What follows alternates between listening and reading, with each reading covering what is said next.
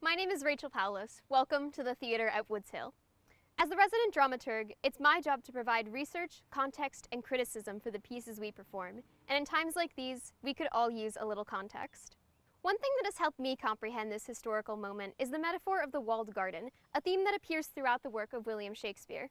The term comes from a scene near the end of Richard II, when a servant protests having to keep the palace gardens maintained in the middle of a civil war. Why should we, in the compass of a pale, keep law and form and due proportion, showing, as in a model, our firm estate, when our sea-walled garden, the whole land, is full of weeds, her fairest flowers choked up? In other words, what is the point of keeping up appearances when it feels like everything is falling apart? How can we focus on something as trivial as pruning the hedges when there are huge problems all around us? I think what that servant missed and Shakespeare understood was that even in times of crisis, we have the power to control our surroundings. We can make the spaces we live in enriching physically and spiritually with hard work, passion, and innovation, our own little paradises.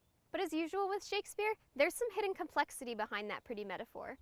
Shakespeare's characters live in extraordinary circumstances. They're the rulers of their countries, or children at the mercy of their controlling parents. Sometimes there's even magic potions involved. Their gardens are abundant. To our modern eyes, they seem to have everything, from power to social status to wealth. But more often than not, these characters are trapped in their extraordinary worlds. Society keeps them from being who they want to be, or away from the people they love. From Hamlet telling us that Denmark is a prison, to Juliet reminding Romeo that the orchard walls are high and hard to climb, Shakespeare introduces us to worlds where people who seem to have it all lack a genuine human connection. Locked in their walled gardens, these characters turn inward, choosing to explore that loneliness and longing rather than suppress it. We may never be able to completely shut out the outside world, but language helps us give form to those intense feelings. And more often than not, that introspection is what leads to action. They may overthrow the king to start anew like Macbeth or Richard III, or they might run off into the forest with their true loves like Hermia or Imogen.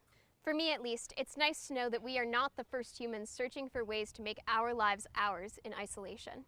You've probably heard by now that when the theaters closed during the plague, William Shakespeare wrote masterpieces like King Lear during his quarantine. But the bard wasn't the only one continuing to create.